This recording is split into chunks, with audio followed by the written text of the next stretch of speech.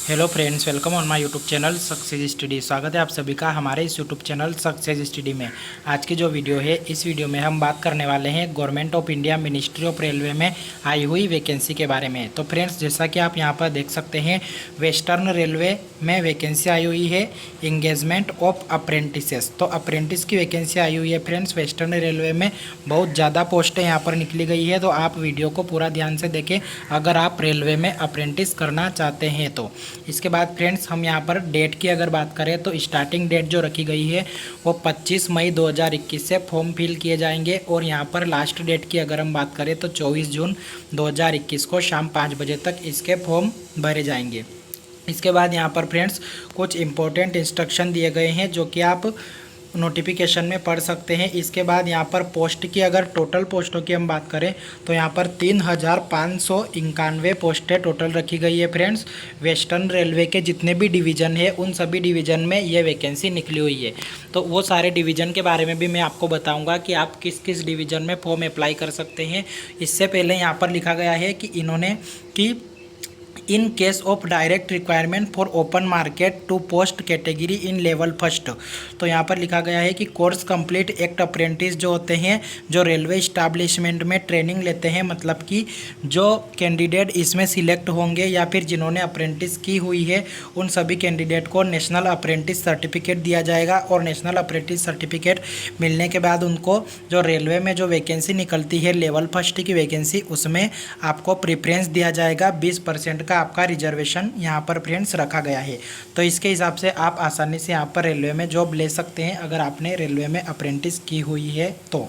इसके बाद फ्रेंड्स, यहाँ पर हम एज लिमिट की बात करें तो एज क्राइटेरिया में यहाँ पर लिखा गया है कि 15 ईयर से कम नहीं होना चाहिए और 24 ईयर से ज़्यादा नहीं होना चाहिए। इसके बाद SC ST और OBC के कैंडिडेट को यहाँ पर 5 साल की छूट SC ST को दी गई है और 3 साल की छूट OBC के एप्लीकेंट को दी गई है।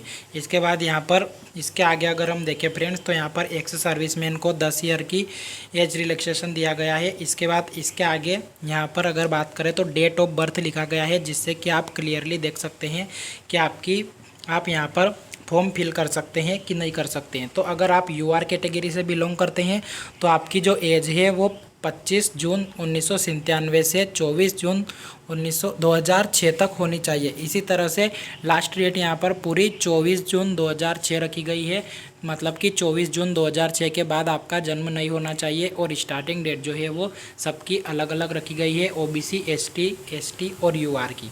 इसके बाद इसके आगे अगर हम क्वालिफ़िकेशन की बात करें तो क्वालिफ़िकेशन में लिखा गया है the applicant should have already pass the prescribed qualification, मतलब कि आपको क्वालिफ़िकेशन पास करना है 18/5/2021 से पहले।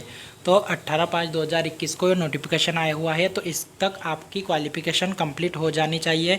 एजुकेशन क्वालिफ़िकेशन में पहला लिखा गया है कि आपको 10वीं पास होना चाहिए 50% मिनिमम मार्क्स के साथ। और उसके बाद आपको टेक्निकल क्वालिफ़िकेशन की बात करें तो ITI सर्टिफिकेट आपके पास होना चाहिए, NCVT या फिर SCVT से पास होना चाहिए। इसके बाद यहाँ पर ट्रेड की अगर बात करें तो यहाँ पर fitter, welder, Turner, machinist, carpenter, painter, mechanic diesel, mechanic motor vehicle, programming and system administration assistant, उसके बाद electrician, electronics mechanic, wireman, refrigeration and AC mechanic, pipe fitter, plumber, draughtsman और स्टेनोग्राफर इंग्लिश। इन सभी की 17 ट्रेड टोटल यहाँ पर पोस्टें निकली गई है।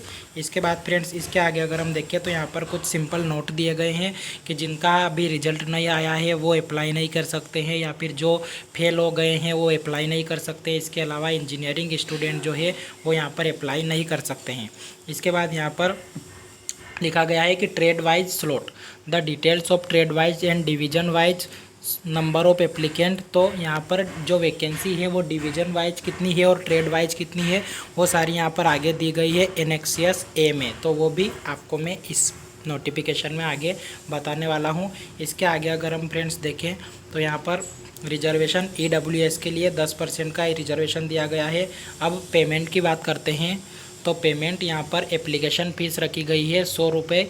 और SC ST PWD और वुमेन कैंडिडेट के लिए यहाँ पर कोई भी फ़ीस रिक्वायर्ड नहीं की गई है। तो यहाँ पर आपको एप्लीकेशन फ़ीस नहीं लगने वाली है वुमेन एप्लीकेंट के लिए या फिर SC ST PWD कैंडिडेट के लिए, और जनरल OBC कैंडिडेट के लिए यहाँ पर 100 रुपये की फ़ीस लगने वाली है। इसके बाद यहाँ पर लिखा गया है कि fees will have to made online through payment. तो आपको फ़ीस जो है वो ऑनलाइन जमा करनी है और ऑनलाइन एप्लीकेशन फॉर्म भी आपको ऑनलाइन भरना है। इसके बाद फ्रेंड्स यहाँ पर लिखा गया है medical fitness and physical standard. तो आपको यहाँ पर जिन भी कैंडिडेट को सिलेक्टेड कैंडिडेट को डॉक्यूमेंट वेरिफिकेशन के लिए बुलाया जाएगा तो उनको साथ में मेडिकल सर्टिफिकेट लाना है, जो कि इन्होंने यहाँ पर इनक्लोज किया हुआ है एनेक्सियस H में। तो वो आपको साइन करवाकर फिल करके ज्वाइनिंग की टाइम पर लाना है, यह आपको बाद में बता दिया जाएगा। इसके बाद फ्रेंड्स इसके आगे अगर हम देखें तो यहाँ पर लिखा गया है मोड ऑफ सिलेक्शन। तो यह सबसे मेन प्रोसेस है फ्रेंड्स कि इसका सिलेक्शन कैसे होने वाला है। तो सिलेक्शन प्रोसेस में लिखा गया है मोड ऑफ सिलेक्शन में कि selection of the eligible applicant for imparting training under the act apprentice act 1961 will be based on the merit list which would be prepare take the average of percentage mark obtained by the applicant it both matriculation and ITI examination. तो यहाँ पर आपका 50% का जो average है वो 10th का लिया जाएगा और 50% का एवरेज आपका ITI का लिया जाएगा। दोनों को मिलाकर आपके जो एवरेज बनता है वो यहाँ पर लिया जाएगा। इसके बाद फ्रेंड्स यहाँ पर लिखा गया है कैलकुलेशन ऑफ मार्क। तो यहाँ पर आपके 50-50% दोनों के जोड़े जाएंगे और टोटल आपका मेरिट लिस्ट बनाई जाएगी। उस मेरिट के बाद आपको वेरिफिकेशन के लिए बुलाया जाएगा। यहाँ पर फ्रेंड्स एग्ज़ाम नहीं होगा, डायरेक्ट आपका यहाँ पर मेरिट बनेगी और मेरिट बनने के बाद आपको यहाँ पर वेरिफिकेशन के लिए बुलाया जाएगा। इसके बाद ट्रेनिंग पीरियड एंड स्टाइपेंड। तो यहाँ पर ट्रेनिंग पीरियड 1 साल का रहेगा और स्टाइपेंड आपको जो भी रेलवे के द्वारा दिया जाएगा, स्टेट सेंट्रल गवर्नमेंट के द्वारा, वो यहाँ पर स्टाइपेंड आपको दिया जाएगा। इसके बाद मोड ऑफ एप्लीकेशन। तो एप्लीकेशन का मोड जो रखा गया है वो ओनली ऑनलाइन अप्लाई किया जाएगा। इसके अलावा आप यहाँ पर ऑफलाइन अप्लाई नहीं कर सकते हैं। इसके आगे डॉक्यूमेंट क्या क्या अपलोड होंगे गया है। सबसे पहले 10th क्लास की मार्कशीट अपलोड होगी। उसके बाद यहाँ पर लिखा गया है कि certificate for proof of date of birth. तो यहाँ भी आप 10th की मार्कशीट को अपलोड कर सकते हैं। इसके बाद consolidated ITI marksheet of all semester. यहाँ पर ऑल सेमेस्टर की कंसोलिडेटेड मार्कशीट जो है वो यहाँ पर अपलोड होगी। और उसके बाद national trade certificate issued by NCVT या फिर SCVT। तो NCVT या SCVT के द्वारा जो आपका सर्टिफिकेट है वो सर्टिफिकेट यहाँ पर अपलोड होगा। उसके बाद कास्ट सर्टिफिकेट, यदि आप SC ST OBC कैटेगरी से बिलोंग करते हैं तो आपका कास्ट सर्टिफिकेट भी यहाँ पर अपलोड होने वाला है।